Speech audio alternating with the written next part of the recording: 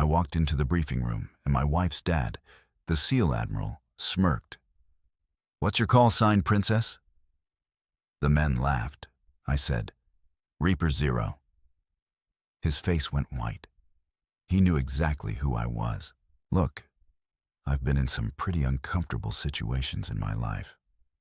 I've flown blind through sandstorms, where the visibility was measured in good luck seeing your own hand.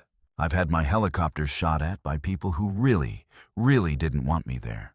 And I once had to sit through a 4-hour presentation about military budgeting that made waterboarding sound like a spa treatment.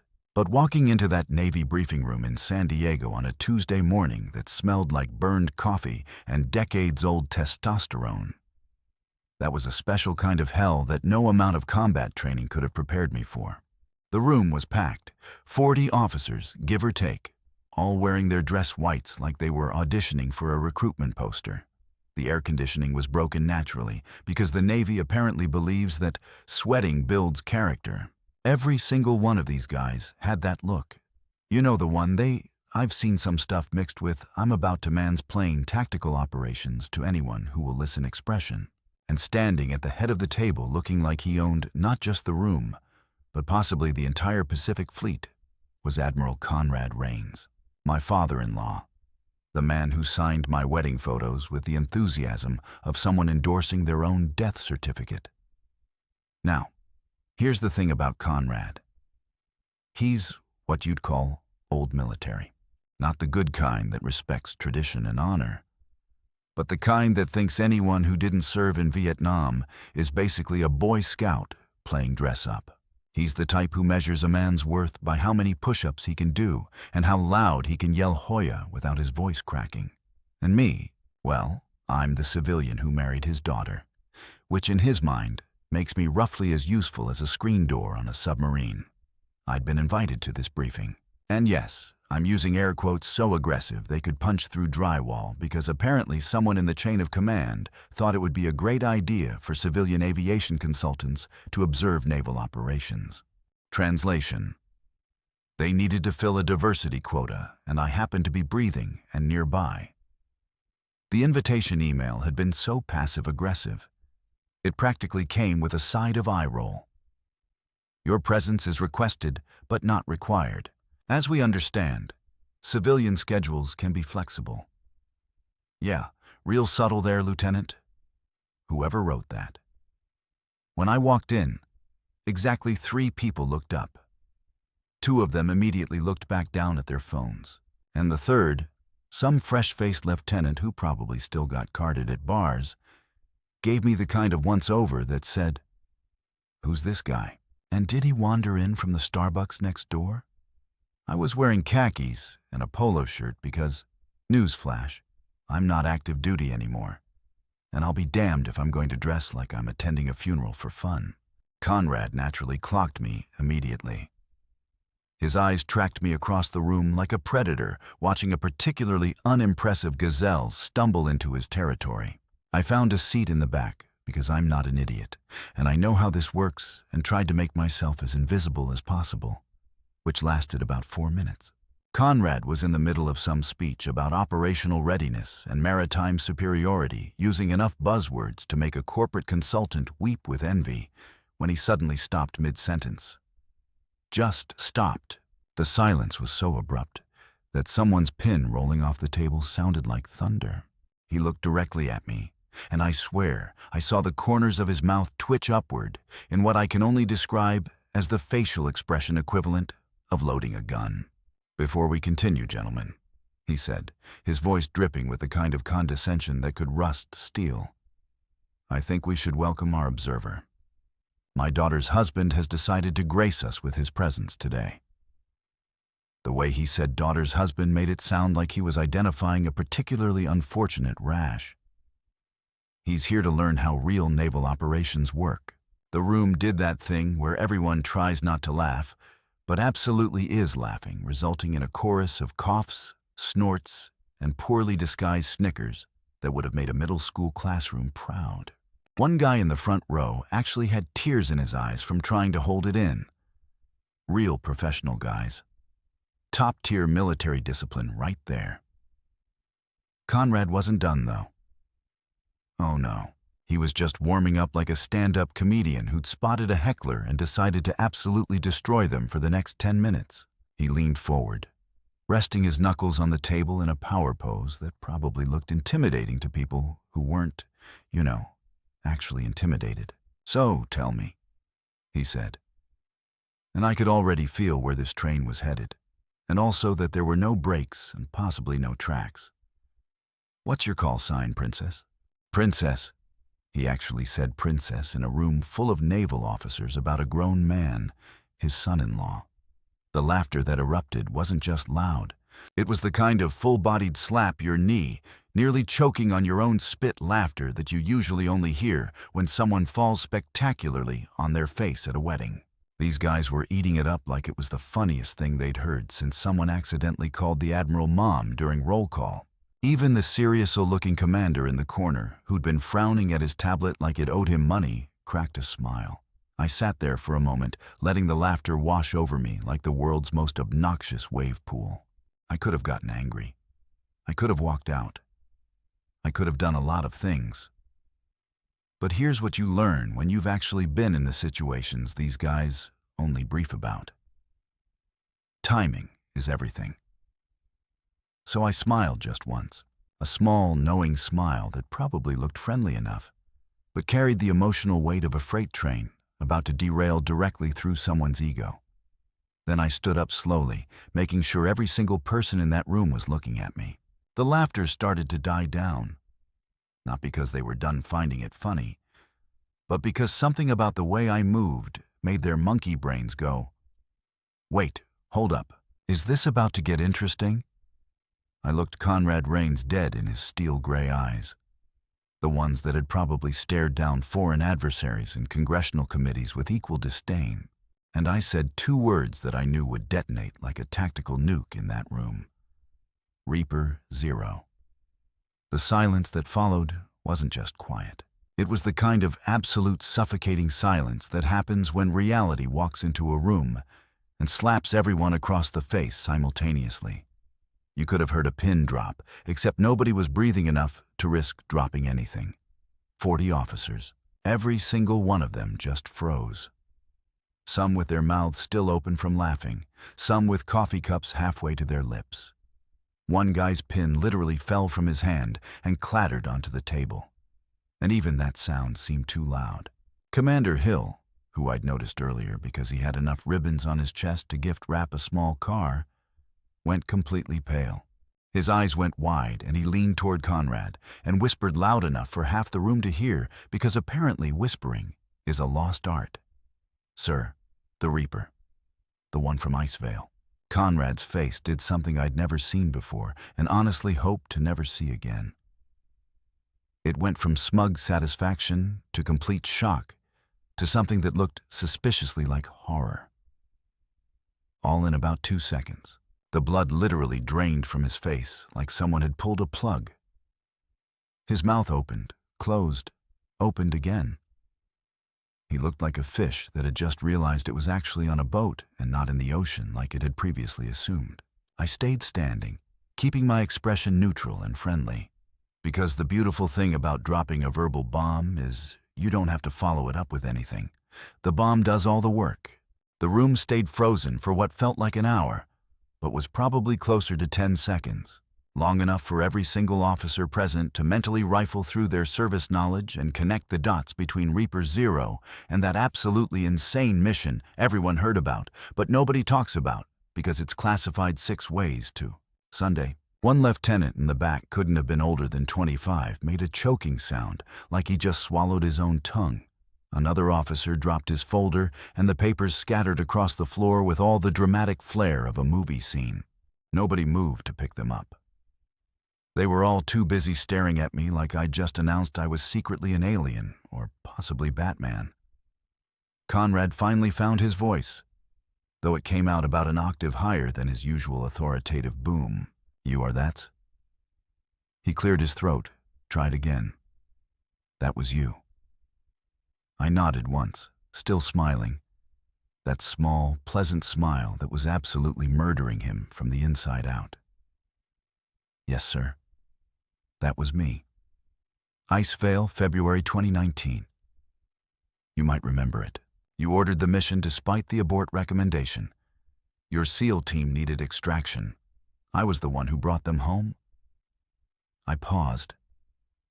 Let that sink in for just a heartbeat. All of them. Through a Category 5 Arctic storm in the dark, with a helicopter that had no business flying in those conditions. The room remained dead silent. Someone's phone buzzed, probably a text message, and the sound made 3 people actually jump. Conrad just stared at me, and I watched in real time as his brain recalculated everything he thought he knew about me. The useless civilian, the guy who married his daughter, the man he just called Princess in front of 40 subordinates. And in that moment, watching his face cycle through every stage of regret, realization, and raw embarrassment, I had one crystal clear thought that made this entire awkward, sweaty briefing room experience completely worth it. This was going to be fun. Let me tell you about my wife, Talia Rains. Because understanding her is basically required reading for understanding why her father is the way he is, and why I've spent the last 3 years of my life feeling like I'm in some kind of extended job interview that I can't actually fail out of, but also can't pass. Talia is what you'd call intimidating in the best possible way. She's 5'7" of pure confidence, wrapped in designer clothes, and a smile that could either make you feel like the most important person in the world, or make you question every life decision that led you to this exact moment. I've seen her walk into a bar packed wall-to-wall with Marines. And I'm talking about the kind of jarheads who bench press small vehicles for fun and silence the entire room just by raising one perfectly sculpted eyebrow. Not saying a word, just the eyebrow. It was like watching a superpower activate in real time.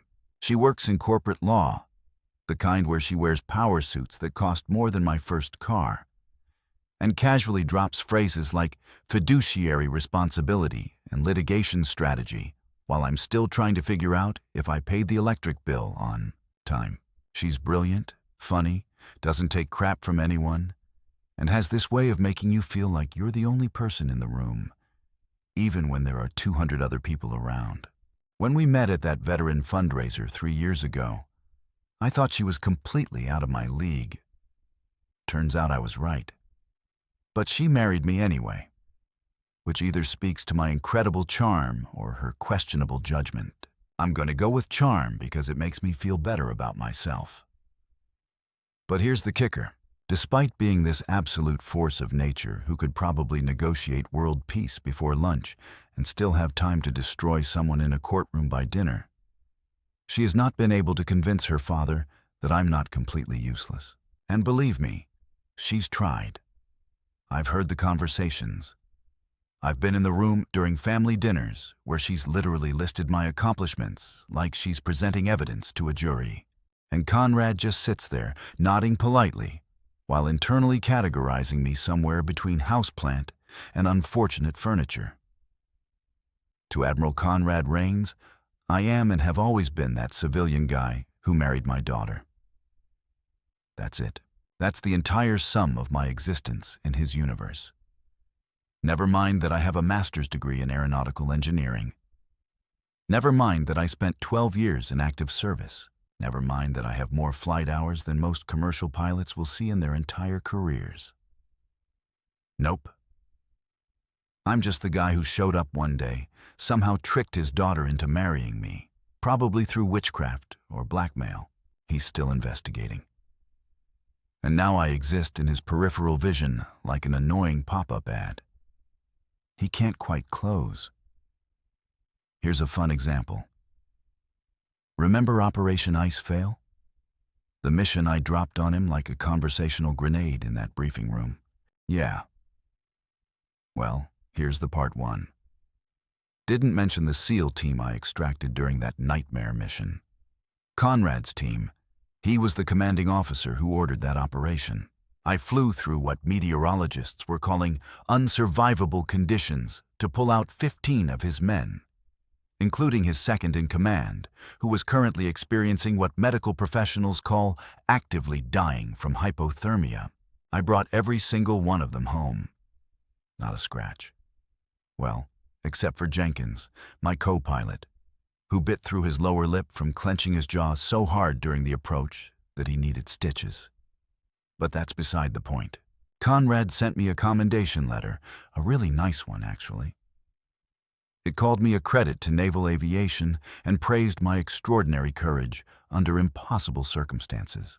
I still have it somewhere in a box in the garage, probably underneath some old tax returns and a broken blender I keep meaning to fix. But here's the thing. He sent that letter to Major Lucas Vaughn, called Sign Reaper 0. He had no idea that 5 years later, Major Lucas Vaughn would be sitting across from him at Thanksgiving dinner, married to his daughter, being asked if I wanted white meat or dark meat, while he made pointed comments about civilians who don't understand sacrifice. The disconnect is so absurd, it would be funny if it wasn't my actual life. This man pinned a medal on my chest. Well, not literally. It was mailed for saving his team's lives, and now he can't remember my first name half the time. At our wedding reception, he introduced me to someone as Tyler. My name is Lucas. I've been married to his daughter for 3 years. We have Sunday dinner together twice a month. Tyler, I didn't even correct him, because at that point, what's the point? Let him think I'm Tyler.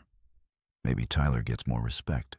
At home, Talia tries to smooth things over because she's an eternal optimist who apparently believes that enough time and exposure will eventually warm her father up to me.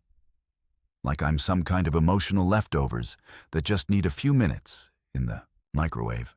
She'll curl up next to me on the couch, usually after another dinner where Conrad spent 45 minutes talking about naval operations while pointedly not asking me about my day. And she'll say something like, "Babe, Dad just has old school humor. He doesn't mean anything by it." And I'll look at her, this woman I love more than anything, and reply, "Yeah, 1800 school humor, like pre-elect electricity, old school, pre-indoor plumbing, old school." She'll laugh, do that thing where she scrunches her nose that makes my heart do stupid gymnastics, and then she'll kiss my cheek and tell me not to cause a scene. Which is rich because I don't cause scenes. Scenes cause themselves around me. I'm just standing there existing and suddenly everything's on fire, and I'm holding the matches without knowing how they got in my hand. But here's where it gets really good or really bad, depending on your perspective and how much you enjoy watching human relationships implode in slow motion. Conrad doesn't just think I'm useless. He actively tells people I'm useless. At a 4th of July barbecue last summer, I overheard him talking to some captain buddy of his by the grill. They were doing that thing men do where they drink beer and pretend they're not gossiping. But they're absolutely gossiping. Conrad was flipping burgers with the confidence of a man who's never had one turn out dry. And he said, and I quote, "Because this is burned into my brain like a brand, my daughter married a nice enough guy, but he's never really done anything, civilian work, consulting, whatever that means. Whatever that means, I was standing about 15 aft away, holding a bowl of potato salad that Talia had asked me to bring outside, just frozen in place like a deer in headlights. The captain, to his credit, looked uncomfortable and mumbled something non-committal before quickly excusing himself to go check on his kids in the pool. Kids who were very clearly fine and needed zero checking on. But I appreciated the exit strategy. I didn't say anything. Didn't confront him. Just put the potato salad on the table. Smiled when Talia asked if everything was okay. And spent the rest of the afternoon mentally composing resignation letters to this family that I would never actually send because I love my wife too much to let her dad's opinion ruin what we have. But man, it stung. Still stinks, if I'm being honest. The worst part is that Conrad isn't even trying to be malicious. That's what kills me. He's not sitting around twirling a mustache and plotting ways to make me feel small. He genuinely believes that civilian life is less than. That anyone who isn't currently serving or didn't serve for 30+ years is basically playing at life, while the real adults handle the important stuff. It's not personal, except it is personal because I'm married to his daughter. And every time he dismisses me, he's also dismissing her choice to be with me. Talia knows this, by the way. She's not naive. She sees what's happening, and it bothers her more than she lets on. I've caught her staring at her dad during dinners with this look of frustration mixed with sadness. Like she's watching someone she loves refuse to open a gift she carefully wrapped. But she also loves her father, respects him despite his flaws, and doesn't want to be the person who forces an ultimatum. So she stays hopeful, keeps inviting me to family functions, keeps trying to build bridges between two men who are standing on opposite sides of a canyon, shouting into the void. And me, I kept showing up, kept smiling, kept being polite, kept swallowing every dismissive comment, every forgotten name. Every time he talked over me at dinner or changed the subject when I mentioned my work, I kept it all inside, packed it down. Because that's what you do when you love someone. You endure their difficult family members.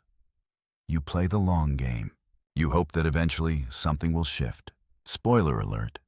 Something shifted in that briefing room when I said Reaper Zero and watched 40 officers realize that the princess their admiral had just mocked was actually the legend they'd all heard whispered about in ready rooms and officer clubs.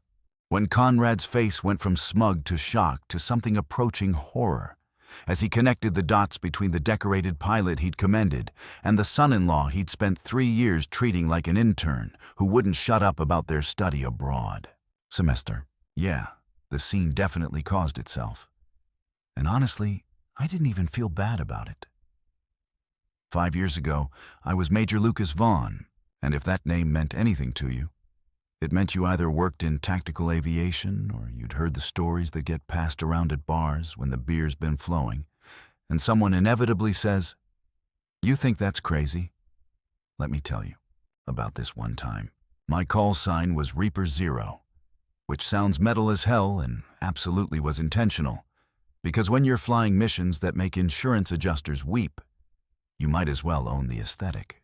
I was a combat pilot specializing in tactical extractions, which is military speak for we need you to fly into places that God himself has marked as return to cinder and pull our people out before they become international incidents.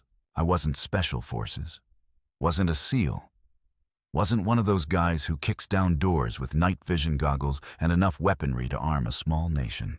I was the guy who got those guys out when everything went sideways. Which, spoiler alert, is pretty much always. My job was to fly helicopters into situations where the phrase "that's impossible" was less of a warning and more of a challenge I took personally. Mountains and zero visibility. Sure, active combat zones where people were actively trying to turn my bird into expensive confetti. Why not? Sandstorms that could strip paint off a tank. Just another Tuesday. The mission that made my call sign legendary. The one that got whispered about in ready rooms and officer clubs like some kind of modern military folklore was Operation Ice Fail. And let me tell you, that mission earned its name because Operation We're All Going to Die screaming apparently didn't pass the PR review. It happened in February 2019 in the Arctic Circle, which for those of you who've never had the pleasure, is exactly as miserable as it sounds, but somehow worse. Imagine the coldest you've ever been. Then multiply that by "do humans even live here?" and add a generous helping of the wind is physically angry at your existence. A Navy SEAL team had been inserted for what was supposed to be a quick reconnaissance operation. In and out, no drama, everyone home for dinner. Except intelligence had massively underestimated the number of hostiles in the area, which is military speak for "we screwed up," and now people might die because of it. The team got pinned down, ran through most of their ammunition, trying to fight their way to the extraction point. And then Mother Nature decided to join the party by dropping a blizzard on them that meteorologists were calling historic and unsurvivable. In the same breath, I was stationed at a forward operating base about 200 meters away, sitting in the mess hall, eating what the military generously called meatloaf. But what I suspected was actually recycled sadness.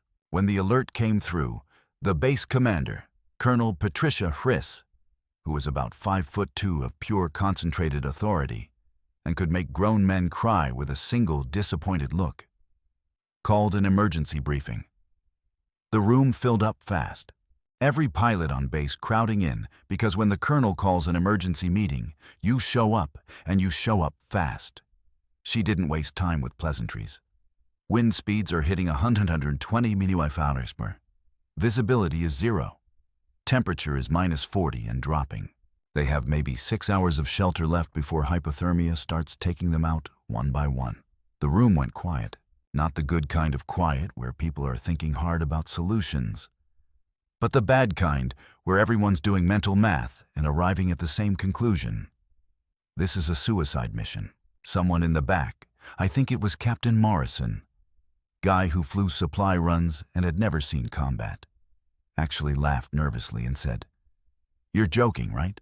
We can't fly in that." Colonel Hriss just stared at him until he physically shrank in his seat. "I'm not asking for volunteers," she said flatly. "I'm asking for pilots who can do the impossible." Her eyes scanned the room and landed on me. "Navon, you've flown in worse." Had I flown in worse? Debatable. Had I flown in anything remotely close to this level of meteorological insanity? Also debatable. But here's the thing about being the guy with a reputation. You can't suddenly develop common sense when people are counting on you. It's bad for morale and worse for your ego. So I stood up, stretched like I was about to go for a casual Sunday drive, instead of potentially dying in a frozen Hell's Cape, and said, "Good news, Colonel. I'm terrible at following advice. And literally, everyone's advice right now is, don't do this." A few people laughed. Nervous laughter, the kind you hear at funerals when someone tells an inappropriate joke and everyone's too uncomfortable not to react. Colonel Hendricks almost smiled, which from her was basically the equivalent of a standing ovation. "You'll have Jenkins as your co-pilot," she said, nodding toward Lieutenant Danny Jenkins, who was standing near the front, looking like he'd just been told he won a prize. But the prize was a one-way ticket to hell. Jenkins was a good pilot, solid under pressure, had a wife and 2 kids back in Virginia, and pictures of them taped inside his locker like a shrine to better life choices. He looked at me with eyes that said, "Please tell me you have a plan." I looked back with eyes that said, "Absolutely not. We're winging this." Because honestly, that was the truth. You don't plan for the impossible. You just point your helicopter at it and hope physics is feeling generous. The flight prep took 45 minutes. We loaded the bird with every cold weather survival kit we could strap down, extra fuel tanks because we weren't sure what the return trip would look like, and enough medical supplies to run a small field hospital. The crew chief, a grizzled master sergeant named Ramirez, who'd seen more combat than most people see in video games, pulled me aside as we were doing final checks. "Sir," he said, and I could tell from his tone, this wasn't going to be a pep talk. "You don't have to do this. Nobody would blame you for walking away." I tightened the last strap on my harness and looked at him. 15 guys are about to freeze to death because someone's intelligence report was wrong. If I don't go, they die knowing we didn't even try. "I can live with a lot of things, Ramirez. But I can't live with that." He nodded slowly, clapped me on the shoulder hard enough to bruise, and said, "Bring him home, Reaper." The flight out started rough and got exponentially worse with every mile. Jenkins spent the first 30 minutes running through system checks and weather updates. His voice steady and professional, even though I could see his hands shaking slightly on the controls. By the time we hit the storm front, visibility dropped to literally nothing. Just white, endless white, like flying through the inside of a ping-pong ball. The wind hit us like getting sucker punched by a giant. And the helicopter started shaking so hard, I was genuinely concerned parts were going to start falling off. "This is insane." Jenkins said, not panicking, just stating a fact like he was commenting on the weather, which technically he was. We can't see anything. Instruments are going crazy. We're flying blind. Then it's a good thing I have trust issues with instruments. I shot back, fighting the controls as another gust tried to flip us sideways. We're navigating by faith, spite, and whatever divine entity finds this entertaining. Jenkins actually laughed at that, a slightly hysterical edge to it. I'm praying so hard right now, he said. Like, so hard that God's probably telling me to quiet down because I'm being annoying. Keep praying, I told him. But also, keep your hands on those controls, because if I pass out from stress, you're flying this thing home. We flew for 90 minutes through conditions that would have made professional stunt pilots quit and become accountants. The helicopter handled like a shopping cart with 3 broken wheels. The instruments were throwing errors like it was their job. And I was navigating based on gut feeling and the occasional glimpse of terrain features when the wind would part the snow for half a second. Jenkins stopped talking after the first hour, which was fine because I needed all my concentration anyway. I could hear him breathing, though, fast and shallow. And I knew he was running through all the ways this could go wrong in his head. When we finally found them, it was less tactical precision and more, thank God, we didn't fly into a mountain. The SEAL team had taken shelter in a shallow ravine, and I could barely make out their heat signatures through the storm. Landing was out of the question. The ground was uneven, and visibility was basically a suggestion. So, I had to hover, which in these conditions was like trying to balance a pencil on its point during an earthquake while someone throws rocks at you. The team leader came through on the radio, voice crackling with static, and what I'm pretty sure was shock that anyone had actually shown up. Reaper Zero, is that you? Please tell me you're real and not a hypothermia hallucination. Oh, I'm real, I replied, fighting to keep the bird steady as wind tried to slam us into the ravine wall. And I'm also questioning my life choices. Get your people on board now. We don't have much time before this storm makes the current situation look pleasant. They loaded fast.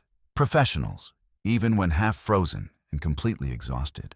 15 men, some carrying injured teammates, all moving with the kind of desperate efficiency that comes from knowing this is their only shot. The team leader was the last one on, and as he hauled himself into the bird, he looked at me with eyes that had seemed too much and said, "You're either the bravest pilot I've ever met or the craziest." "Why not both?" I said, and pulled up before he could answer. The helicopter clawing for altitude through wind that really, really didn't want us to leave. The flight back was worse than the flight in, if that was possible. We were heavier. The storm was getting stronger. And my arms felt like I'd been bench pressing the sun for 3 hours straight. Jenkins had progressed from praying quietly to praying out loud. A constant stream of please God, please God, please. That honestly was kind of comforting because it meant he was still conscious. One of the SEALs in the back was in bad shape. Medic working on him with the kind of controlled urgency that meant time was running out. We made it back barely. I set that helicopter down so hard the landing gear complained, but we were down and everyone was alive. And that was literally all that mattered. The base erupted in cheers, people running toward us from everywhere, and I just sat in the pilot seat for a minute, hands still gripping the controls, trying to remember how to breathe normally. The SEAL team leader found me later in the debriefing room. Lieutenant Mason Rains, though I didn't know his last name was significant then.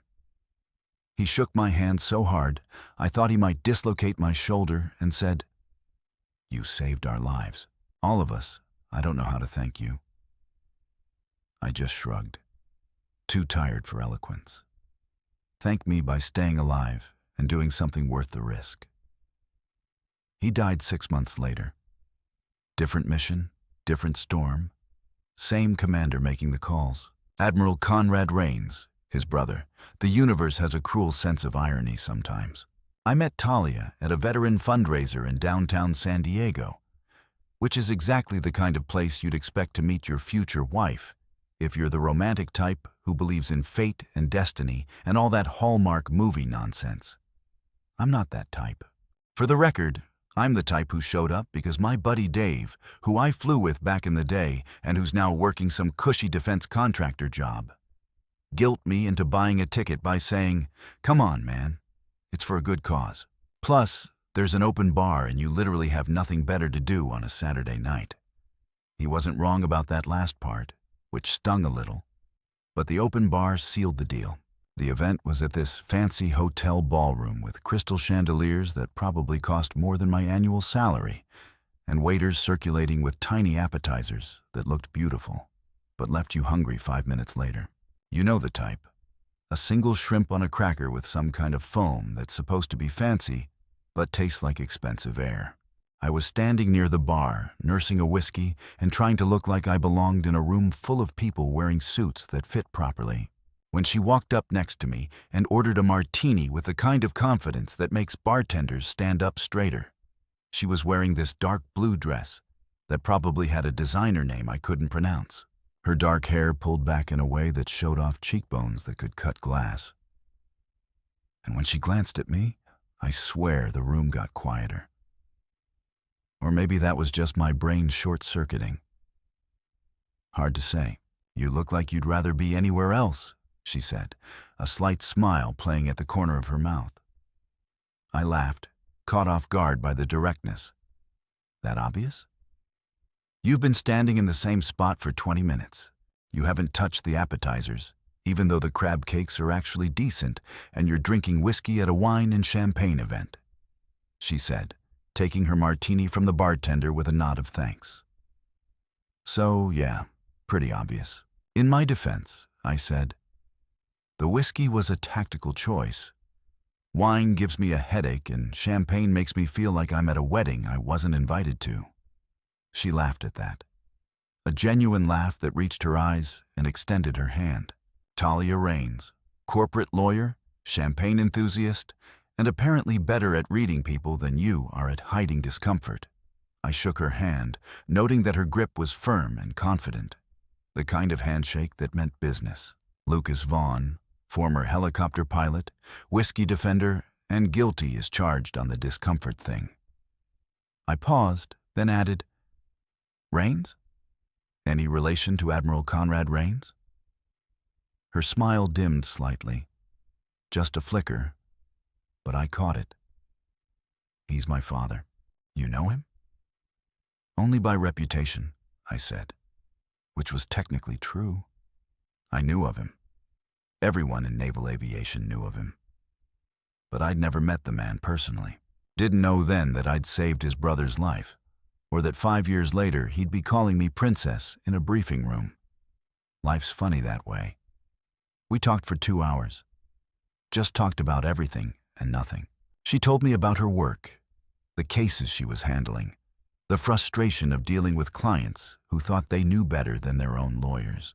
I told her about flying, about the missions I could talk about and the ones I couldn't, about what it's like to transition from military life to civilian consulting where the biggest emergency is someone's PowerPoint not loading correctly. She laughed at my jokes, called me out when I was being self-deprecating, and somewhere around the 3rd drink, I realized I was in serious trouble because this woman was absolutely completely out of my league, and I was falling for her anyway. "So, what does a former combat pilot do at a veteran fundraiser besides hide by the bar?" she asked, swirling her second martini. "Mostly wonder why he didn't fake a stomach illness," I said. "But also, support the cause. Veterans need resources. Transitioning to civilian life is harder than people think. All that important stuff that I genuinely believe in. But that sounds preachy when I say it out loud at a fancy party." She studied me for a moment, head tilted slightly. "You're interesting, Lucas Vaughn. Most guys I meet at these things either try too hard to impress me or spend the whole time talking about themselves. You're doing neither. That's because I'm assuming you're already unimpressed, and I'm just trying to delay the inevitable moment when you remember you have somewhere else to be." I said, self-deprecating and honest. Dangerous combination. She pulled out her phone, unlocked it, and handed it to me. "Put your number in. I want to continue this conversation when we're not surrounded by people in uncomfortable shoes." I took the phone, trying not to look as surprised as I felt, and typed in my number. "You sure? I should warn you. I'm terrible at texting back promptly, and my idea of a fancy dinner is anywhere that doesn't have a drive-through window." "I'll take my chances," she said, taking her phone back and flashing me a smile that made my heart do something stupid and acrobatic in my chest. 3 months later, we were dating exclusively. 6 months after that, I was pretty sure I was going to marry her. And 9 months into our relationship, she said, "I want you to meet my father," with the kind of tone that suggested this was both inevitable and potentially disastrous. Meeting Conrad Rains for the first time was like a job interview where the interviewer has already decided you're unqualified, but is going through the motions for legal reasons. We met at his house in Coronado, a beautiful place with an ocean view that probably cost more than I'd make in 10 lifetimes. And he answered the door in khakis and a polo shirt that somehow still looked like a uniform. His handshake was a test, one of those grip-crushing displays of dominance that's supposed to intimidate you into submission. I matched his pressure, held eye contact, and didn't flinch. "So, you're the pilot?" he said, not quite making it sound like a question. "Lucas Vaughn, sir. Good to meet you," I replied, keeping my tone respectful but not subservient, because I learned a long time ago that men like Conrad respect confidence more than deference. "Talia tells me you fly helicopters," he said, leading us into a living room that was decorated with naval memorabilia and family photos that all seemed to feature him receiving awards or shaking hands with important people. "Yes, sir. 12 years active service, specialized in tactical extractions and combat support." He nodded, but I could see the dismissiveness in his eyes. National Guard. And there it was. The assumption. The casual downgrade. I felt Talia tense next to me, but I kept my expression neutral. "No, sir. Active duty. Flew combat missions in 6 different theaters, mostly the kind that don't make the news because they're classified." "Interesting," he said in a tone that suggested it was anything but. "And now consulting, aviation safety, tactical operations planning, training programs for private sector helicopter services." "Ah, civilian work." He said it the way someone might say mall kiosk salesman or professional mime. "Well, it's good you're staying employed." The dinner was painful.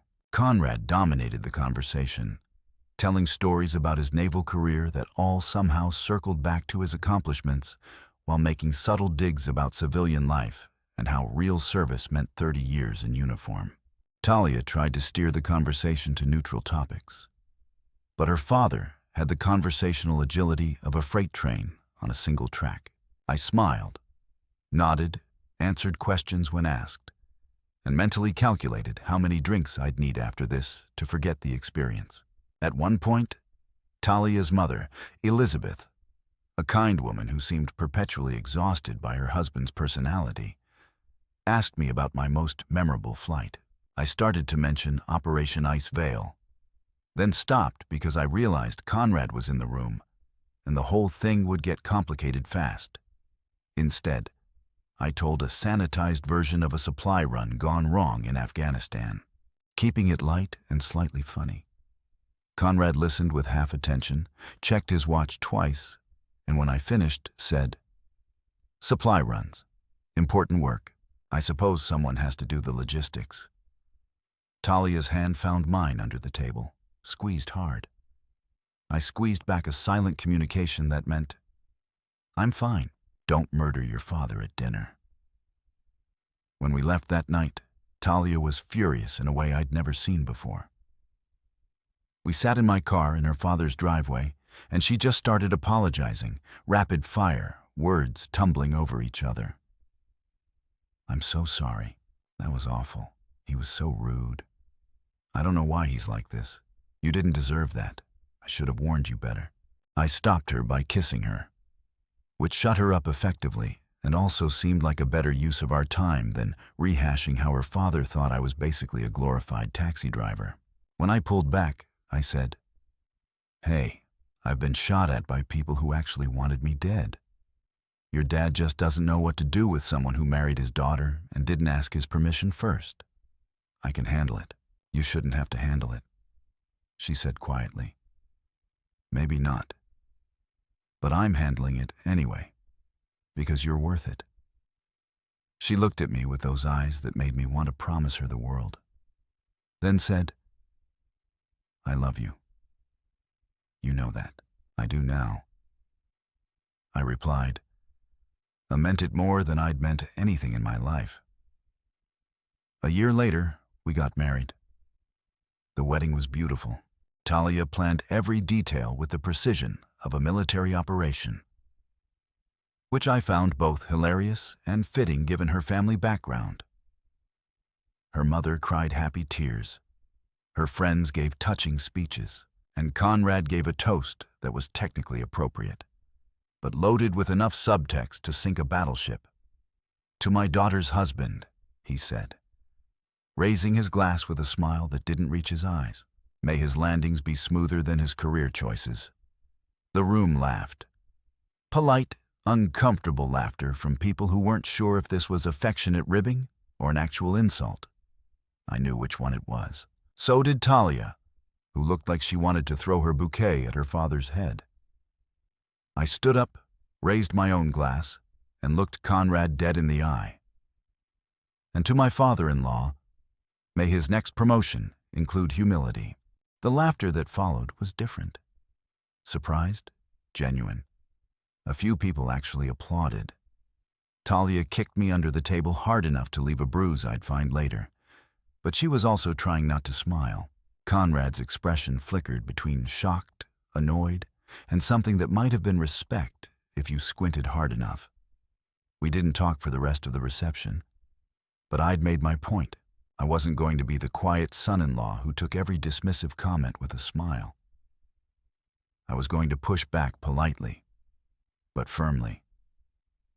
Looking back now, that was probably the moment Conrad decided I was either interesting or a problem. Maybe both. Either way, I'd stopped being invisible to him, which was progress. Even if he still didn't know, I was the pilot who'd saved his brother's life. That revelation was coming. Just needed the right moment in a briefing room full of witnesses. The thing about being retired from active duty is that you think you're done with the military. But the military is never quite done with you. It's like that ex who keeps showing up at parties you're trying to enjoy, standing in the corner, making eye contact across the room until you have to acknowledge them. Except instead of an awkward conversation about who kept the good coffee maker, it's official government correspondence with words like requested advisory capacity, and your expertise would be valuable, which is bureaucratic speak for we need you to show up or we'll make your life administratively difficult. So when I got the letter, actual physical mail, because apparently the Navy still thinks it's 1985 and email is a passing fad, summoning me to Naval Base San Diego for a joint operations brief, my first reaction was to laugh.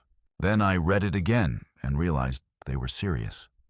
The letter was signed by some captain I'd never heard of, but the language was formal enough to suggest this wasn't optional. Your presence is requested as a civilian aviation consultant to observe and provide potential input on tactical helicopter operations. Translation: sit in a room, look interested, maybe answer a question if someone feels charitable enough to acknowledge you exist. I showed the letter to Talia over breakfast, sliding it across the kitchen table while she was scrolling through her phone and eating yogurt with the kind of focused intensity she brought to everything in her life. She picked it up, read it, and her expression shifted from curious to concerned to something that looked suspiciously like she was trying not to laugh. "They want you at Dad's briefing," she said, looking up at me with those eyes that could read a situation faster than most people could blink. Apparently, I took a sip of coffee, which had gone lukewarm, while I'd been reading the letter for the 15th time. Think it's a coincidence with my father? Nothing's a coincidence. Everything's a power move disguised as protocol. She set the letter down and leaned back in her chair. You don't have to go. You know, you're retired. They can't actually make you do anything. True, I said, considering it. But if I don't show up, Conrad wins whatever game he's playing, and I'm petty enough that I'd rather sit through a boring briefing than give him the satisfaction of thinking I'm intimidated. She smiled at that, the kind of smile that suggested she knew exactly how petty I could be, and found it endearing rather than concerning. Just promise me you won't start anything. Me start something. I'm a model of restraint and professionalism. I said it with such conviction that even I almost believed it. You told my father his next promotion should include humility at our wedding reception. That was different. That was justified sass. This is just sitting quietly in a room full of naval officers while they talk about things I probably already know. How much trouble could I possibly get into? Famous last words. Truly, if there's ever a documentary about my life, that clip will play right before the dramatic music starts and everything goes sideways. The drive to San Diego took about 40 minutes through traffic that made me appreciate why people pay extra to live near their jobs. I'd been to the naval base before. Consulting work, a few training sessions, the occasional meeting that could have been an email. But someone decided needed to be in person because military culture loves meetings the way toddlers love pudding. The base looked the same as always. Imposing gates, serious-faced guards who checked my ID like I might be a foreign spy disguised as a slightly tired civilian in khakis. And enough concrete and chain-link fence to make you forget that the ocean was literally right there, being beautiful and free. I parked in the visitor lot, grabbed my laptop bag even though I knew I wouldn't need it. Old habits from years of service, and made my way to the administrative building where the briefing was being held.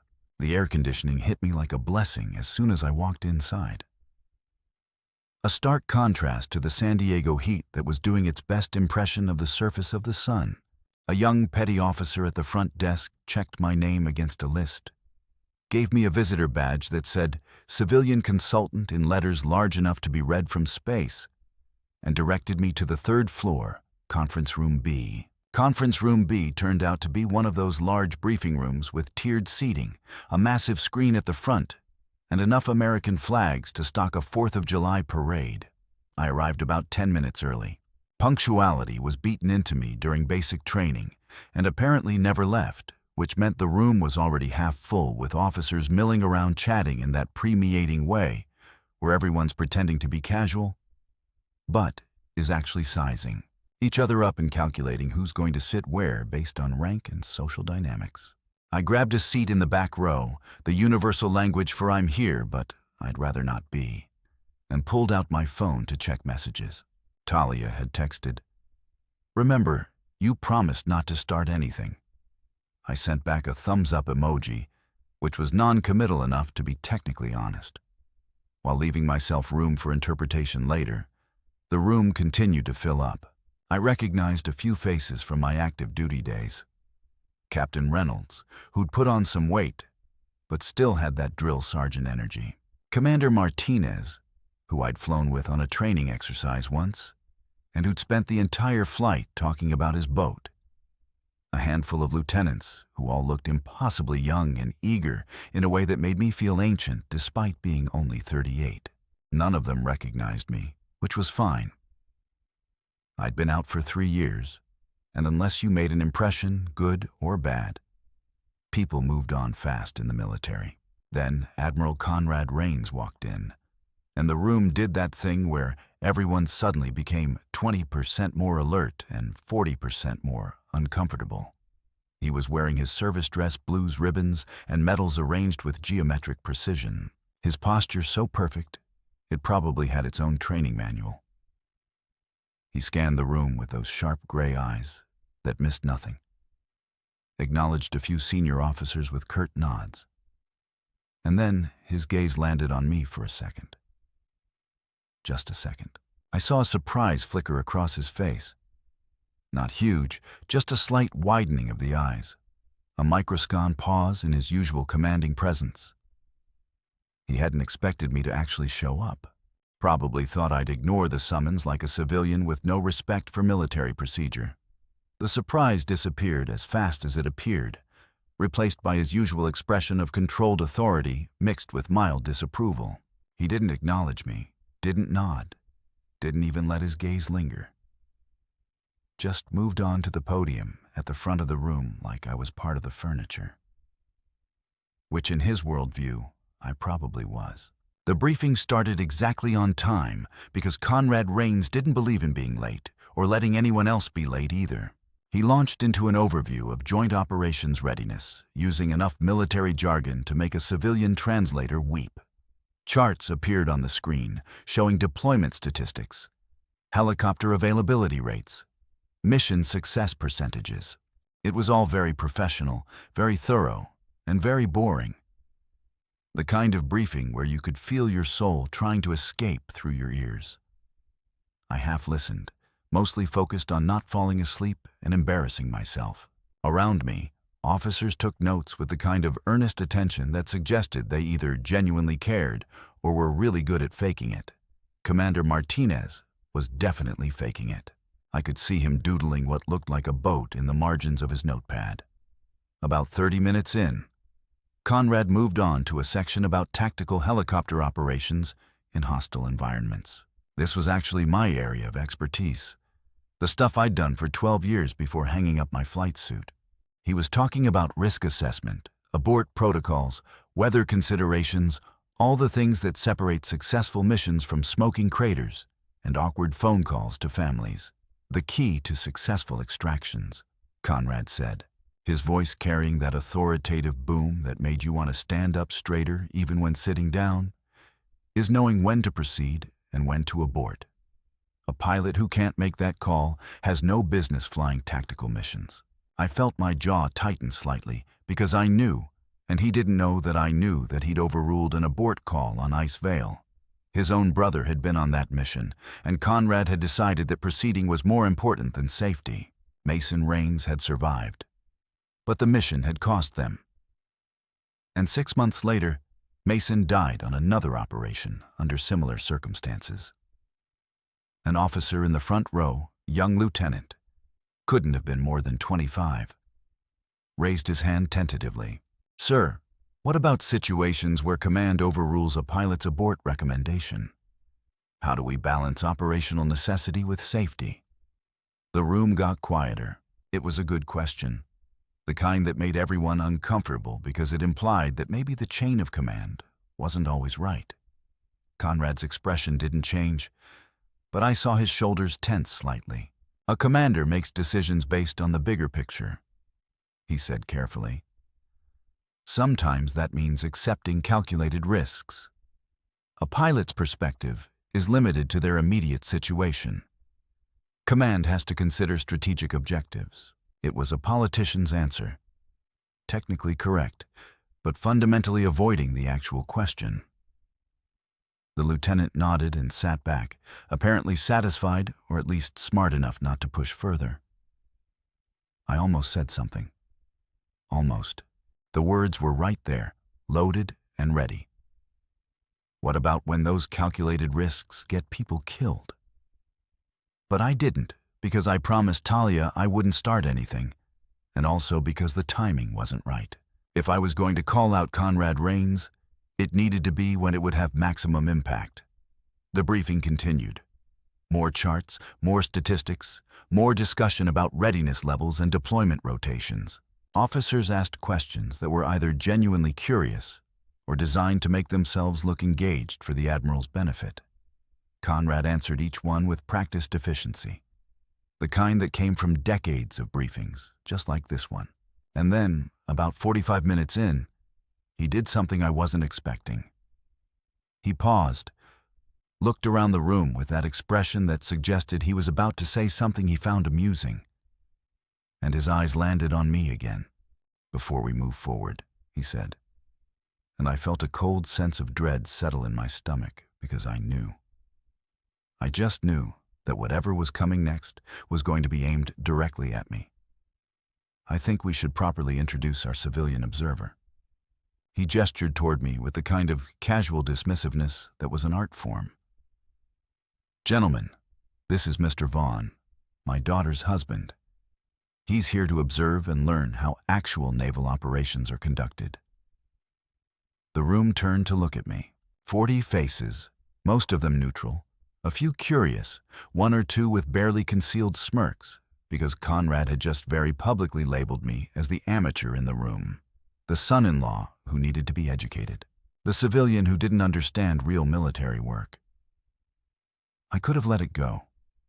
Could have just nodded politely and let the briefing continue the bigger person.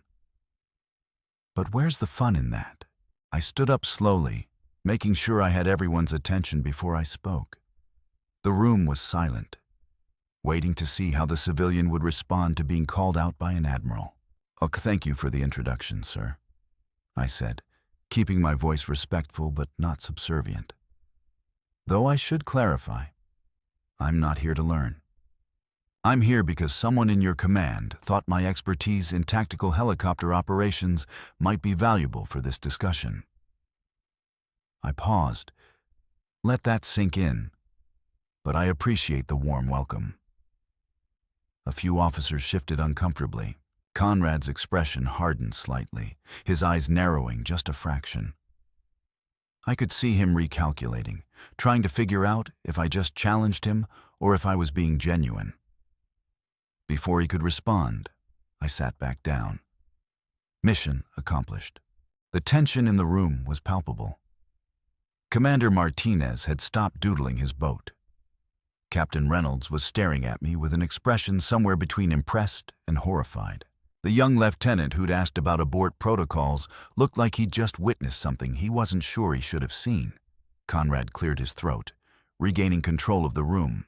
Well then, he said, his voice carrying an edge that could cut steel.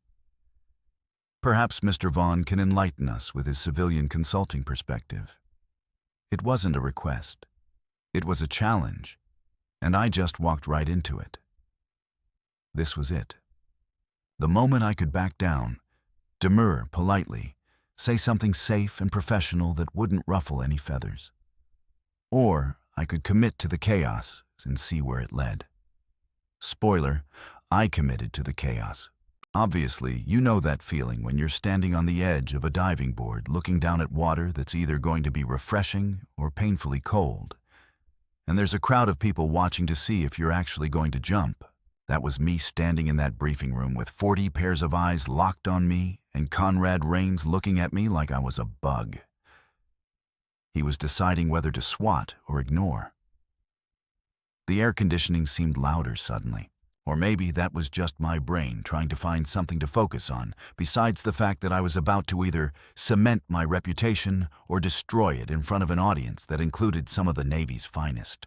I stayed standing because sitting felt like retreating, and I'd learned a long time ago that body language is half the battle when you're dealing with alpha personalities who measure dominance in posture and eye contact.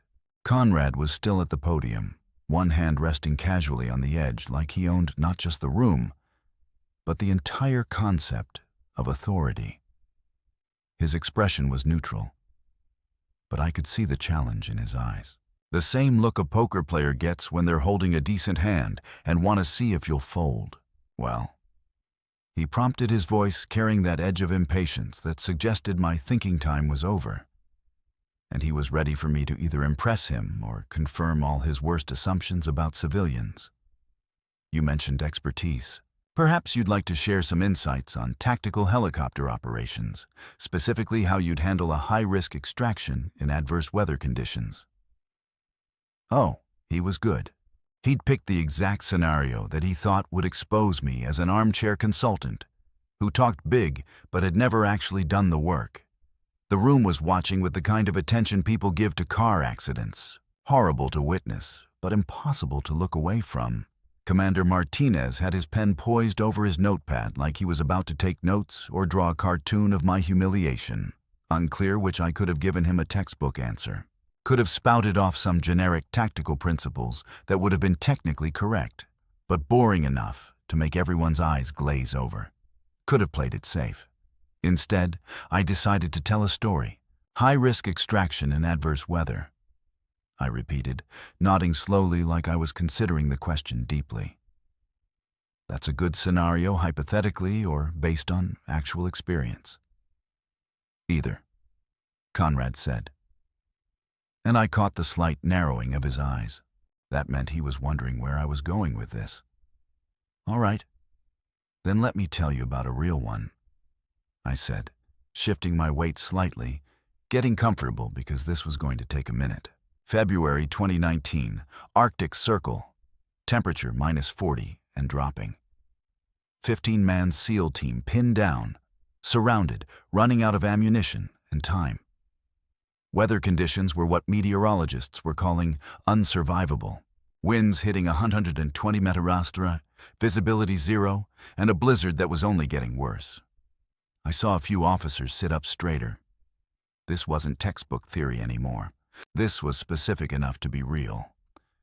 And people in military circles loved real stories, especially ones that sounded like they shouldn't have ended well.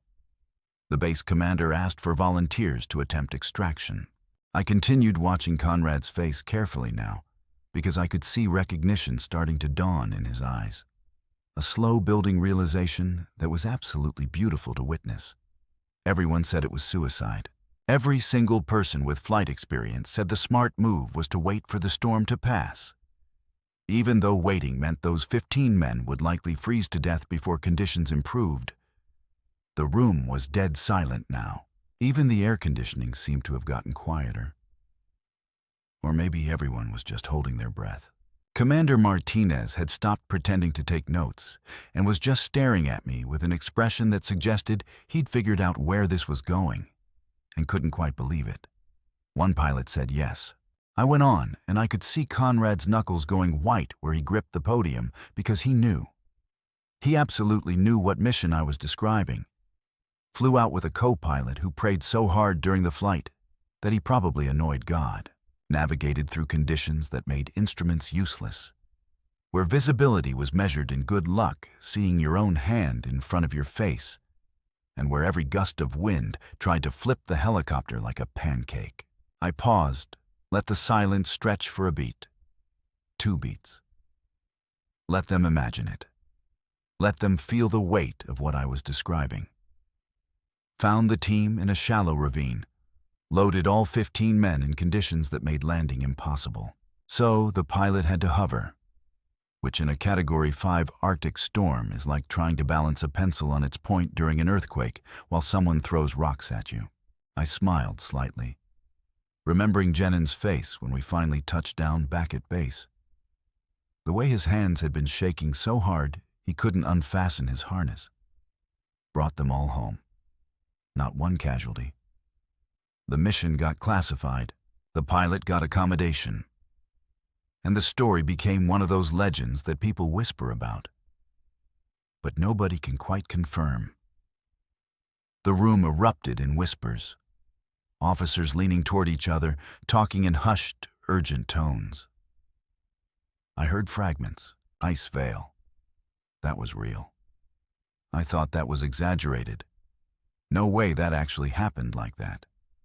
Captain Reynolds was staring at me with his mouth slightly open like I just performed a magic trick he couldn't figure out. Conrad's face had gone through several colors. Red, white, now settling on a pale gray that suggested his blood pressure was doing interesting things. His jaw was clenched so tight, I thought he might crack a tooth. "That's a nice story," he said. And his voice had lost some of its authority, replaced by something that sounded suspiciously like barely contained panic. "But it doesn't answer my question about how you'd personally handle." "I just did," I interrupted. "And you could have heard a pin drop in that room. Interrupting an admiral was career suicide if you were active duty. But I was a civilian and technically couldn't be court-martialed for being rude. That was me. I was the pilot on Operation Ice Fail, the one who flew through the unsurvivable conditions, the one who brought your SEAL team home when everyone else said it couldn't be done." The whispers stopped. just stopped like someone had hit a mute button on the entire room. 40 officers frozen in place, processing what I just said. Commander Martinez dropped his pen and it clattered onto the table. The sound impossibly loud in the silence. Conrad opened his mouth, closed it, opened it again. He looked like he was trying to speak, but his brain had forgotten how language worked. A commander in the third row, Hill, I think his name was, Distinguished Service Cross on his uniform. Gray hair that suggested he'd been around long enough to know the legends. Spoke up in a voice that was equal parts awe and disbelief. "Sir, you're saying you're the Reaper? The pilot from Ice Vale?" I turned to look at him, nodded once. That's what they called me. Still do? Technically, though, I don't use it much in civilian life because it tends to make people ask questions I can't always answer. But Hill trailed off looking between me and Conrad like he was watching a tennis match played with hand grenades. That's impossible. The Reaper is a legend. Half the people in this room think that mission is exaggerated or didn't happen the way the stories say it did. It happened exactly the way the stories say, I replied, keeping my voice level and factual. Probably worse. Honestly, the stories don't usually mention that the co-pilot bit through his own lip from stress, or that we were flying on fumes by the time we made it back, or that I couldn't move my arms properly for 2 days afterward because of how hard I'd been fighting the controls. Another officer, younger lieutenant in the front row, raised his hand tentatively like he was in school and afraid of getting the answer wrong. What was your call sign? Your actual call sign. This was it. The moment. The perfect setup that I couldn't have planned better if I tried. I looked directly at Conrad, who was still gripping the podium like it was the only thing keeping him upright. And I smiled, the kind of smile that was friendly on the surface, but carried the emotional equivalent of a tactical nuke underneath. Reaper 0, I said clearly, letting each syllable land with weight and precision. The silence that followed wasn't just quiet. It was the kind of absolute vacuum of sound that happens when reality walks into a room and kicks everyone's assumptions in the teeth. 40 officers, every single one of them, just froze. Mouths open, pins suspended midair, coffee cups halfway to lips. It was like someone had hit pause on the entire world and forgotten to hit play again. Conrad's face went from pale gray to completely white. The kind of white you see on people who've just realized they've made a catastrophic mistake. And there's no way to undo it.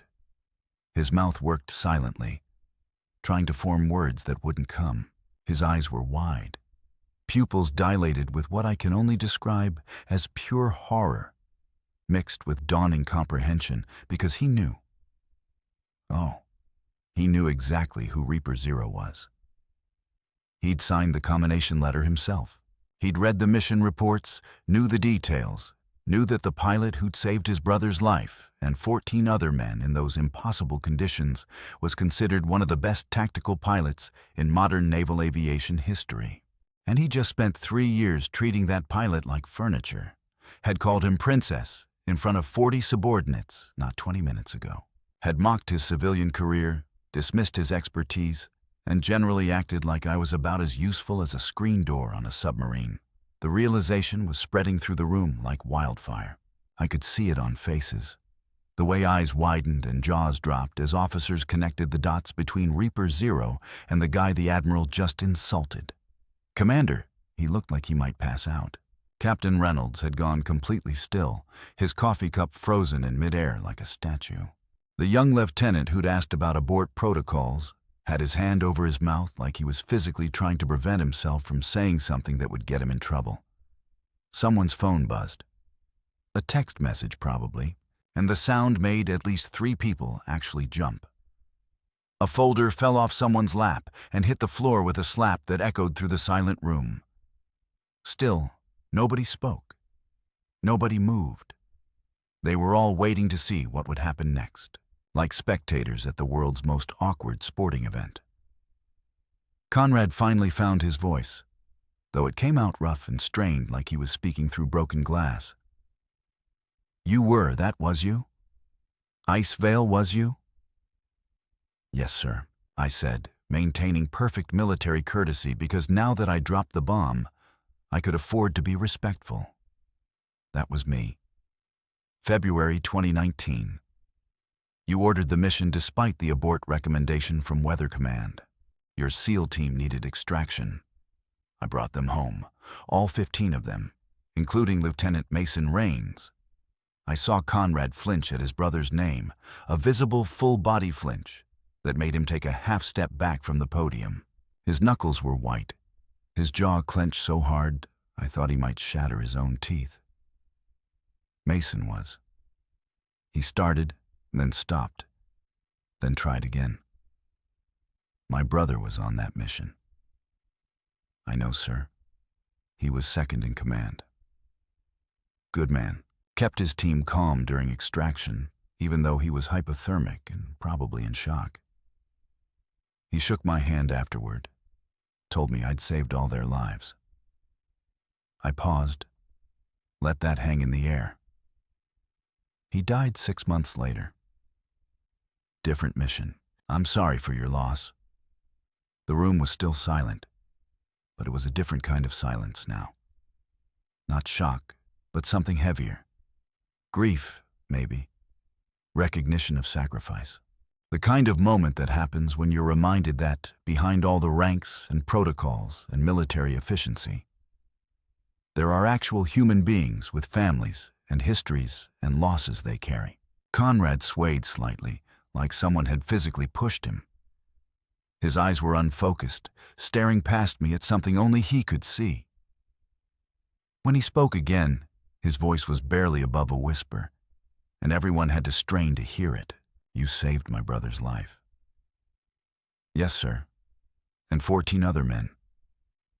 It's what I was trained to do. He looked at me, really looked at me for the first time, maybe ever. Not as his daughter's civilian husband, not as the furniture in the corner, but as Major Lucas Vaughn, call sign Reaper Zero, the pilot who'd done the impossible, and made it look routine. And I called you Princess, he said, and it wasn't a question. It was a statement of fact delivered with the kind of dawning horror that comes from realizing you've been a complete ass to someone who deserved your respect. I smiled again. That same small, pleasant smile that I'd been wearing since this whole beautiful disaster started. Yes, sir, you did about 20 minutes ago. In fact, right before you asked what my call sign was, the room made a collective sound. Not quite a gasp, more like everyone simultaneously inhaling sharply and trying not to make it obvious. It was the auditory equivalent of watching a car crash in slow motion and being unable to look away. And in that moment, standing there with 40 witnesses who would tell this story for years to come, watching an admiral realize he'd just publicly humiliated a decorated pilot who'd saved his own brother's life, I had one crystal clear thought.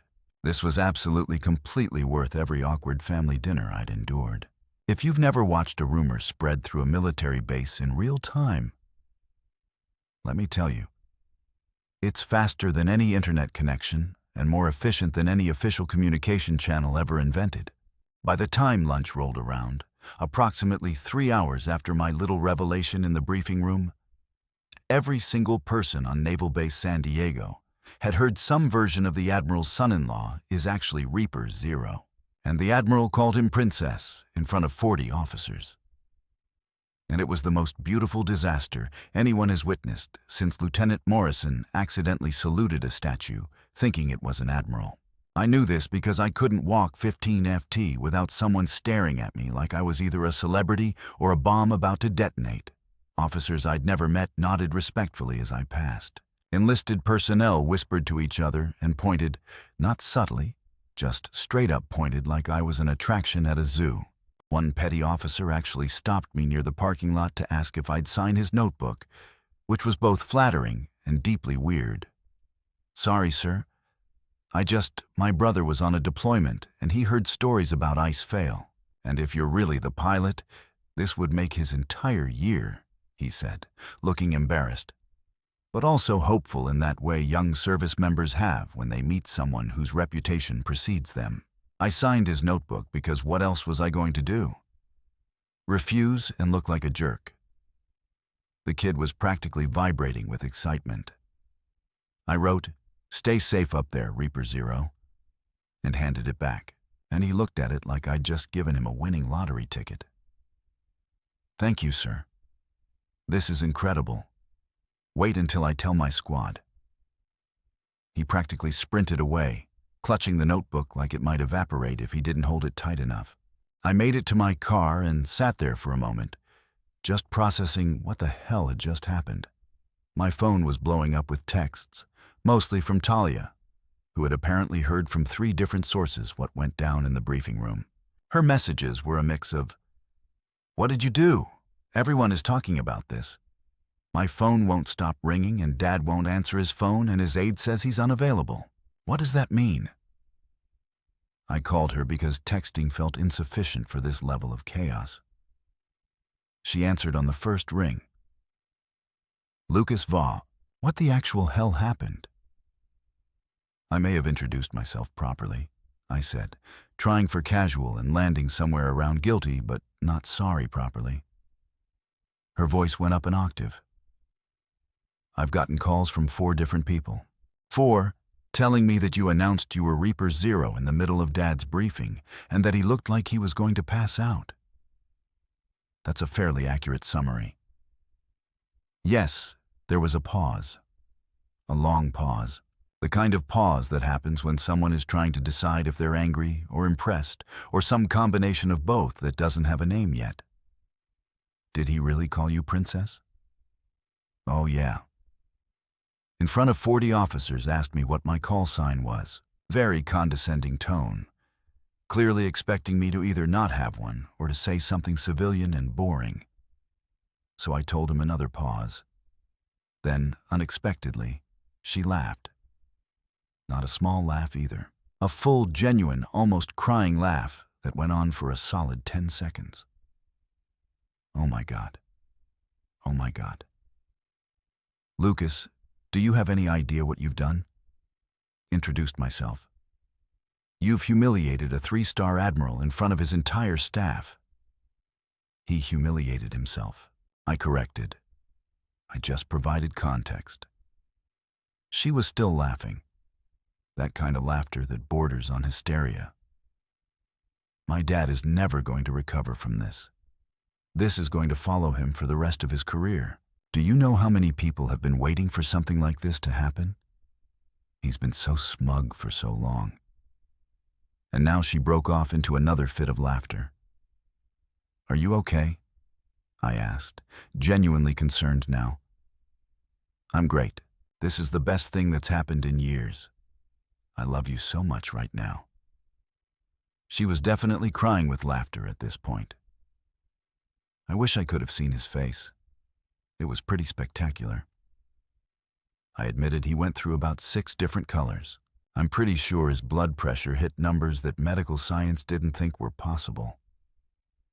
"I can't believe you actually did it. I told you not to start anything.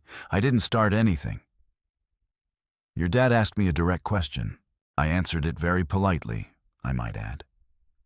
I was a model of military courtesy throughout the entire exchange. "You're impossible," she said.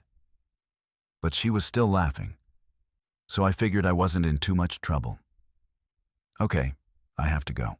I have 3 more calls coming in, and one of them is from Mom. Which means this has reached peak family drama levels. Come home tonight and tell me everything, every single detail. I want the full story with all the reactions. Will do. Love you." "Love you too, you beautiful chaos agent." She hung up and I sat there in my car, air conditioning blasting, watching naval personnel walk by and occasionally glance at my car like they knew who was inside. This was surreal. This was absolutely, completely surreal. My phone buzzed again. A text from an unknown number. "Sir, this is Lieutenant Grace Moore, Admiral Rain's aide. The Admiral requests that you remain on base for the afternoon. He'd like to speak with you privately at 1500 hours. His office, Building 12, third floor. I stared at the message. Requests? Sure. When an admiral requests something, what he means is, do this, or there will be consequences. I texted back, I'll be there. The response came immediately. Thank you, sir. I had 3 hours to kill, so I went to the base commissary and grabbed lunch. A surprisingly decent chicken sandwich and some chips that were definitely stale. But I ate them anyway, because stress eating is a valid coping mechanism. The commissary was packed with the lunch rush, and I swear at least a dozen people recognized me. The conversations would stop mid-sentence when I walked by, then resume urgent whispers the moment I passed. At one table, I overheard 2 lieutenants talking. Heard he flew through a Category 5 storm. Impossible. The helicopter would have been torn apart. Saved 15 SEALs, including the Admiral's brother, and the Admiral didn't know. How did he not know? I kept walking, found a corner table, and ate my sandwich while pretending to read emails on my phone. In reality, I was trying not to think about the conversation I was about to have with Conrad in approximately 2 hours and 45 minutes. After lunch, I wandered around the base, killing time. Stopped by the aviation hangar because old habits die hard, and I can't resist looking at helicopters even when I'm not flying them anymore. The hangar was massive, housing about a dozen birds in various states of maintenance. The smell hit me immediately. Jet fuel, hydraulic fluid, metal, and something else that's hard to describe, but that every pilot knows instinctively. It's the smell of readiness, of potential, of machines that can kill you or save you depending on how you treat them.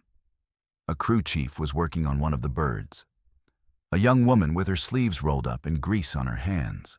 She glanced up when I approached, did a double take, and her eyes went wide. "You're him," she said. "Not a question. I'm someone," I replied diplomatically. "Reaper Zero. Everyone's talking about it. You really flew Ice Veil." She stood up, wiping her hands on a rag that looked like it had never been clean in its entire existence. I did. She looked at the helicopter she'd been working on, then back at me. "What's it like flying in conditions like that?" "I mean, I've flown through some bad weather, but nothing like what the stories say about Ice Veil." I considered the question honestly terrifying. Every instinct you have is screaming at you to turn around, to land, to do anything except keep flying forward. Your instruments are lying to you. Your body is lying to you. And the helicopter is fighting you every second.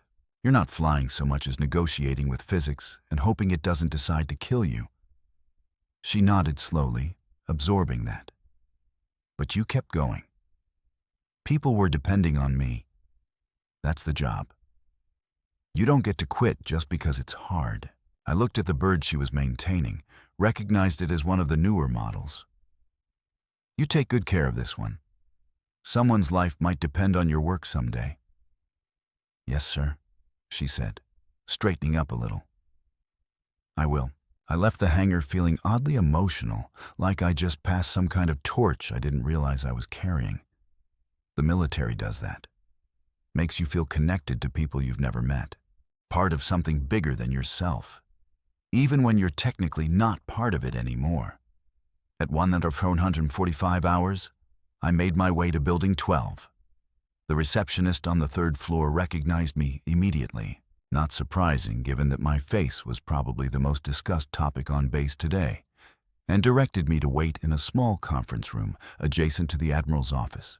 The room was sterile and professional, with a table, 6 chairs, and a painting of a naval battle that looked historically significant, but that I couldn't identify.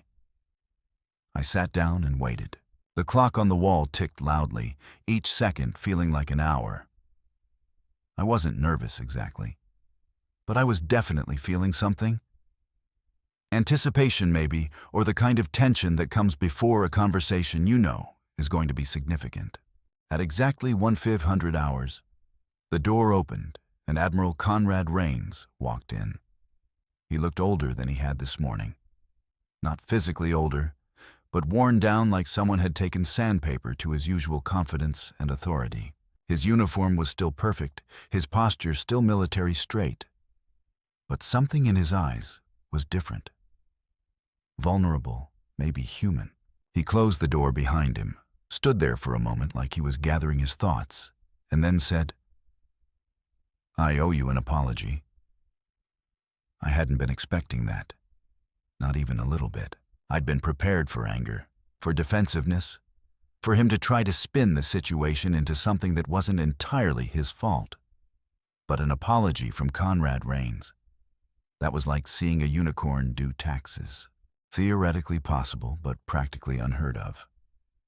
"Sir," I started, but he held up a hand. "Let me finish, please."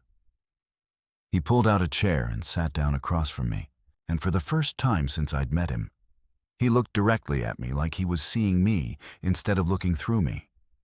"I called you Princess. I dismissed your expertise.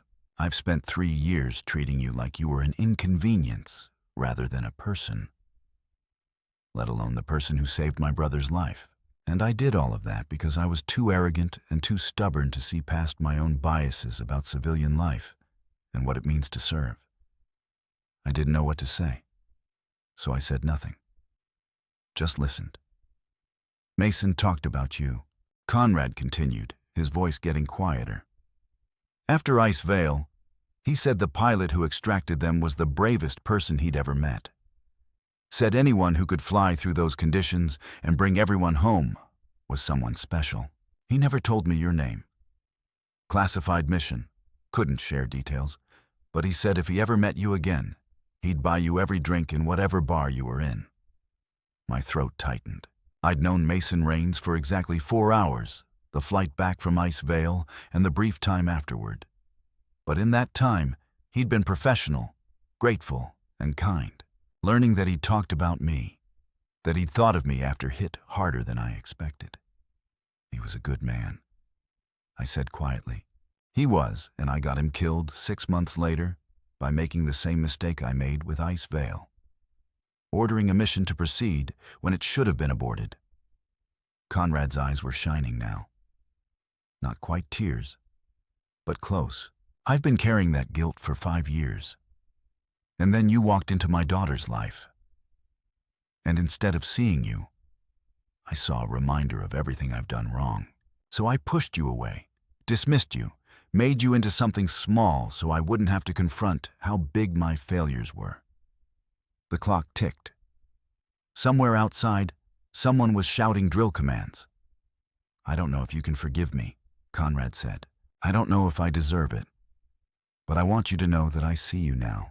Major Lucas Vaughn, Reaper Zero, the man who saved my brother and 14 other men, and the man my daughter chose to marry. Which means she saw something in you that I was too blind to see." I took a breath.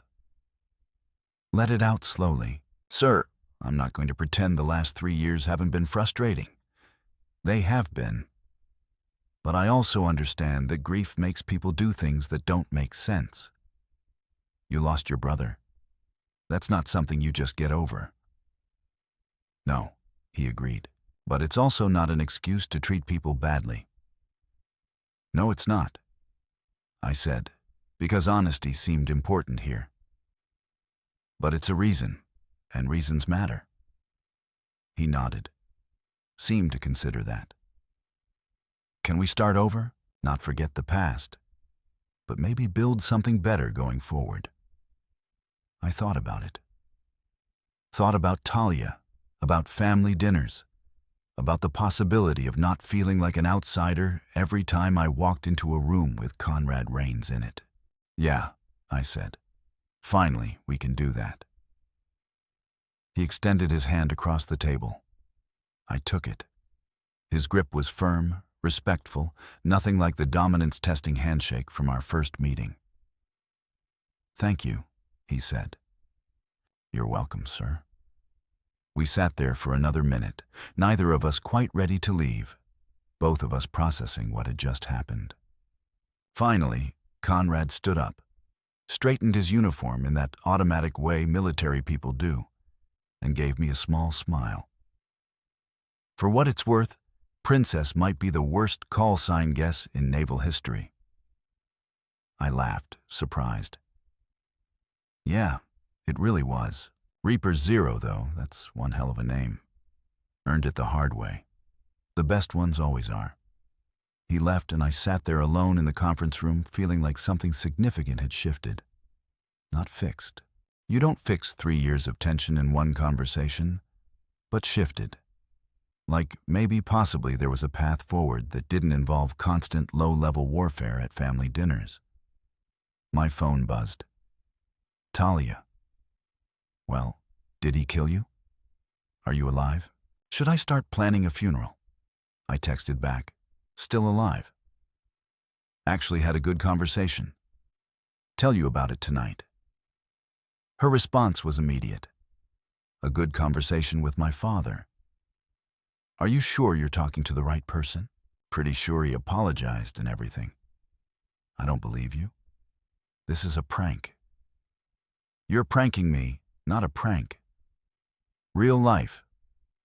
Apparently, I broke something loose. You broke my father loose. I don't know whether to be impressed or terrified. Go with impressed. I'm going with impressed.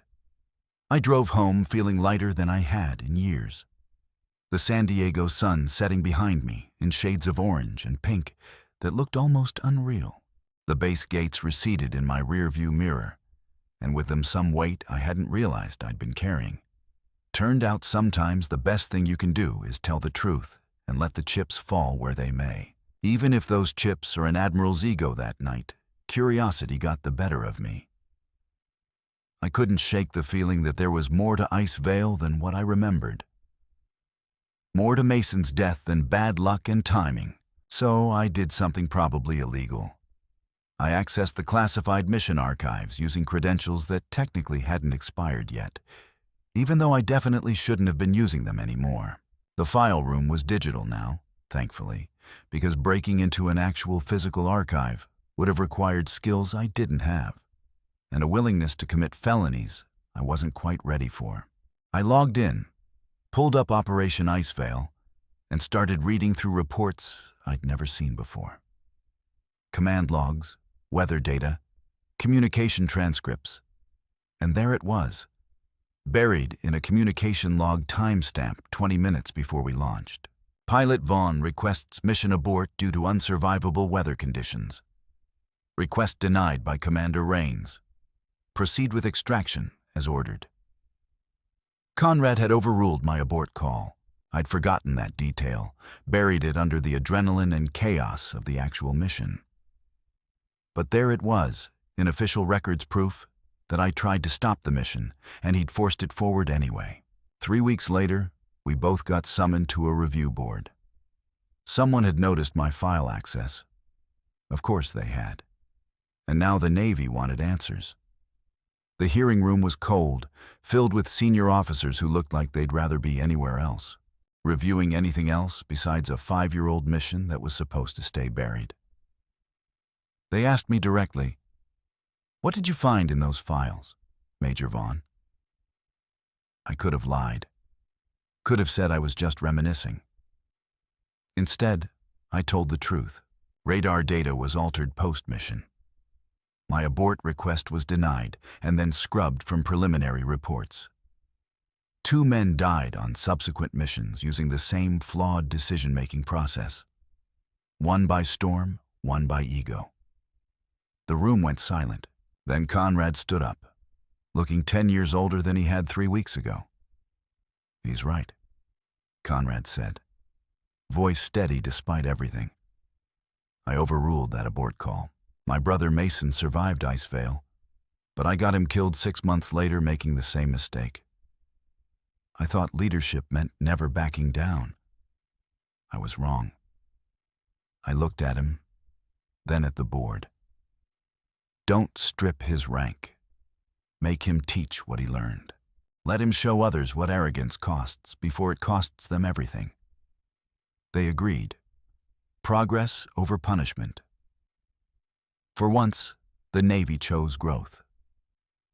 A year later, I attended a training program graduation at the same base where everything started. The banner read, "Leadership under fire, learning from failure." Conrad stood at the podium, grayer but somehow lighter, and addressed a room full of young officers.